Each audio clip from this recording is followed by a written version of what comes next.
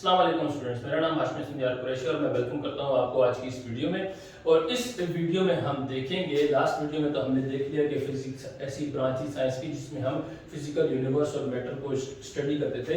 तो आज हम देखेंगे कि फिजिकल क्वांटिटीज क्या होती हैं, ऐसी कौन सी क्वांटिटीज हैं, या फिजिकल क्या चीज़ है और क्वांटिटीज क्या चीज़ है।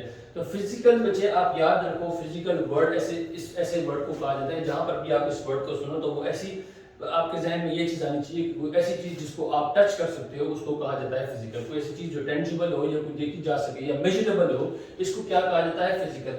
और क्वांटिटीज, उस चीज को क्या कहा जाएगा क्वांटिटी। तो all those quantities which can be measured are called physical quantities. क्या? All those quantities which can be measured. अब ये मजीद डिवाइड हो जाती है हमारे पास किसमें? बेस क्वांटिटीज में, और उसके साथ साथ डिराइव्ड क्वांटिटीज। ये दो हमारे पास क्वांटिटीज हैं, एक को कहा जाता है बेस क्वांटिटीज और दूसरा है हमारे पास डिराइव्ड क्वांटिटीज। बेस क्वांटिटीज वो होंगी जो कि बिल्कुल बेसिक होंगी, उससे बेसिक चीज कोई नहीं होगी। और डिराइव्ड क्वांटिटीज वो होंगी जो कि इन बेसिक से मिलकर बनेंगी। दो या दो से ज्यादा बेसिक क्वांटिटीज को मिलाकर जो आप कोई तीसरी क्वांटिटी बनाओगे फिजिकल क्वांटिटी, उसको डिराइव्ड क्वांटिटी कहा जाएगा। अब बेस क्वांटिटीज क्या है, अगर आप अपनी बुक में इसकी डेफिनेशन देखोगे तो जरा थोड़ी सी लेंथी सी डेफिनेशन है, इसको मैं जरा थोड़ा सिंपल करके आपको बताता हूं कि minimum number of physical quantities which are defined and standardized. Defined and standardize का मतलब है कि जिनको इंटरनेशनली जिनको डिफाइन किया गया और उनको स्टैंडर्ड बना दिया गया। स्टैंडर्ड बनाने का मतलब है कि सारी दुनिया में उनको राइज कर दिया गया कि अगर 1 मीटर की बात की जाए तो अगर इस आप मार्कर पर ले लो, तो अगर लेट्स सपोज ये 6 इंचेस का है तो it's all over the world 6 inches इतने ही होंगे, ना इससे ज्यादा होंगे ना इससे छोटे होंगे। इसी तरीके से डिराइव्ड क्वांटिटीज की बात की जाए तो डिराइव्ड क्वांटिटीज वो क्वांटिटीज होती हैं जो कि बेस क्वांटिटी से मिलकर बने, तो उनको डिराइव्ड क्वांटिटीज कहा जाता है। अब ये तो होंगी हमारे पास बेस क्वांटिटीज और डिराइव्ड क्वांटिटीज। इसी के साथ हमारा एक और टॉपिक है जिसको कहते हैं इंटरनेशनल सिस्टम ऑफ यूनिट्स।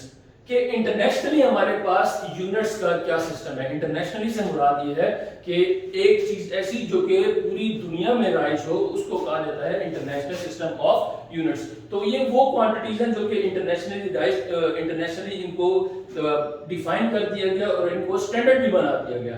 तो इसमें भी हमारे पास बेस यूनिट्स हैं, बेस क्वांटिटीज के लिए बेस यूनिट्स, और उसके बाद हमारे पास आ जाएंगे डिराइव्ड यूनिट्स।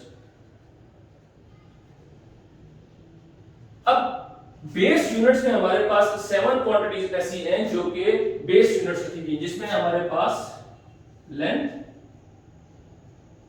मास। अगर लेंथ की बात की जाए तो लेंथ मीटर में लेंथ का यूनिट होगा मीटर।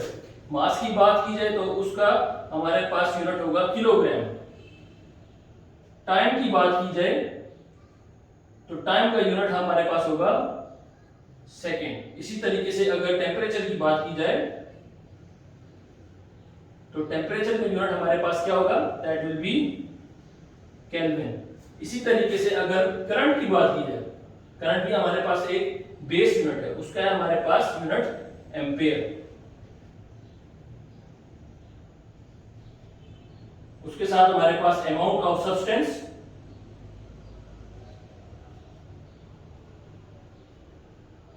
अमाउंट ऑफ सब्सटेंस के लिए हम रखते हैं मोल, कि कितने मोल ऑफ सब्सटेंस। और इसी के साथ एक आखिरी हमारे पास लुमिनस इंटेंसिटी। लुमिनस इंटेंसिटी ये हमारे पास है कैंडेला, इसका जो यूनिट है दैट इज कैंडेला। अब लुमिनस इंटेंसिटी कहते किसके हैं? कोई भी अगर आपके पास लाइट बल्ब है, वो कितनी ज्यादा रोशनी कर रहा है। ल्यूमिनस का मतलब है रोशनी के लिए, ल्यूमिनस का जो वर्ड है वो रोशनी के लिए यूज है। तो ल्यूमिनस इंटेंसिटी का मतलब होगा कि कोई भी ऐसी चीज जो कि ग्लो कर रही है, उसकी ग्लोइंग पावर कितनी है, ये वो कितना ज्यादा इल्यूमिनेट होती है, कितना ज्यादा रोशन होती है। तो उसके लिए हम ल्यूमिनस इंटेंसिटी को यूज करते हैं। अमाउंट ऑफ सब्सटेंस, कोई भी अगर सब्सटेंस है हमारे पास, उसमें कितने मोल्स ऑफ कितने मोल्स ऑफ वो सब्सटेंस होगा। मोल्स ऑफ से मुराद है कि उसके अंदर कितने हमारे पास एटम्स या मॉलिक्यूल्स होंगे। फिर उस तरीके से करंट की बात की जाती है। करंट के लिए यूनिट जो यूज होते हैं वो एम्पेयर है। वो इंशाल्लाह करंट की बात हम तब करेंगे जब हम क्लास 10 की फिजिक्स पे जाएंगे। इसी तरीके से टेम्परेचर है, टेम्परेचर का जो स्टैंडर्ड यूनिट है, वैसे हम अगर देखें तो टेम्परेचर के लिए जो आम जिंदगी में हम जो टेम्परेचर मेजर करते हैं वो सेंटीग्रेड में होता है, या बॉडी टेम्परेचर हम फ़ारेनहाइट में मेजर करते हैं। लेकिन जो इंटरनेशनली स्टैंडर्ड बनाया गया है उसके लिए केल्विन है, कि आप स्टैंडर्ड जो आप टेम्परेचर मेजर करोगे वो आप केल्विन में करोगे। इसी तरीके से टाइम है, टाइम आवर्स में भी मेजर हो सकता है, मिनट्स में भी हो सकता है, लेकिन इंटरनेशनली क्या है कि आपने उसको सेकंड्स में मेजर करना है। इसी तरीके से मास भी और लेंथ भी, ये हमारे पास ये बेस यूनिट्स थे जिनको इंटरनेशनली डिफाइन किया गया और इनको स्टैंडर्ड बना दिया गया कि आप ये जो क्वांटिटीज हैं इनको आप इस तरीके से इस यूनिट में मेजर करोगे। अब आ जाती है हमारे पास डिराइव्ड क्वांटिटीज। डिराइव्ड क्वांटिटीज वो होंगी जो कि इन्हीं बेस क्वांटिटीज से मिलकर बनती हैं, उन्हीं को डिराइव्ड क्वांटिटीज कहा जाता है और फिर उन्हीं के ही डिराइव्ड यूनिट्स होंगे। जिस तरीके से हम बात कर लेते हैं स्पीड की, स्पीड हमारे पास डिस्टेंस मीटर पर सेकंड हो गया, डिस्टेंस डिवाइडेड बाय टाइम होता है। तो इस डिस्टेंस लेंथ को और टाइम को आप डिवाइड करोगे, देखो दोनों के मिलने से तीसरी क्वांटिटी बन रही है, तो उसको क्या कहा जाता है, उसको डिराइव्ड क्वांटिटी। इसी तरीके से अगर आप एरिया की बात करो तो एरिया भी हमारे पास metre cross metre which is equals to metre square, तो ये भी डिराइव्ड क्वांटिटी है। क्यों?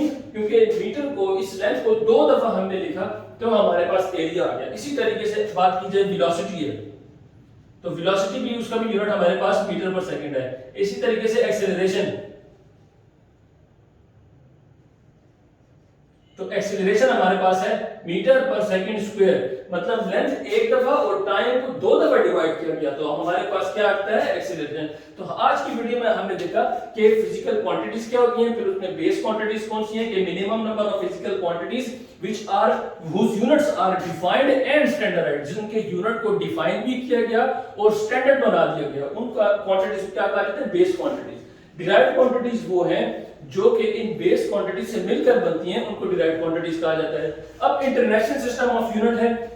इंटरनेशनल सिस्टम ऑफ यूनिट ये है कि वो आपको बताता है कि इन बेस क्वांटिटीज के लिए और डिराइव्ड क्वांटिटी के लिए इंटरनेशनली आपने कौन-कौन से यूनिट इस्तेमाल करने हैं। अगर आप स्पीड, अगर आप उसकी मास की बात की जाए तो वो पाउंड में भी होता है, अगर लेंथ की बात की जाए तो वो आप फीट में भी कर सकते हो। लेकिन internationally international system of unit क्या कहते हैं, तो इंटरनेशनल सिस्टम ऑफ यूनिट ये है कि आप लेंथ के लिए, मास के लिए, टाइम के लिए ये यूनिट्स इस्तेमाल करोगे और डिराइव्ड यूनिट्स फिर उसी के अकॉर्डिंगली बनेंगे कि अगर एक डिराइव्ड क्वांटिटी है, स्पीड, एरिया है, वेलोसिटी है, तो इसी के मुताबिक जो इसकी यूनिट्स होंगे वो होंगे मीटर पर सेकंड या मीटर स्क्वायर या मीटर पर सेकंड स्क्वायर, जो कि है एक्सीलरेशन का। इंशाल्लाह नेक्स्ट वीडियो में आपसे मुलाकात होगी और उसमें मैं आपको बताऊंगा कि एक स्टैंडर्ड फॉर्म और साइंटिफिक नोटेशन किसे कहा जाता है। तब तक के लिए अल्लाह हाफ़िज़।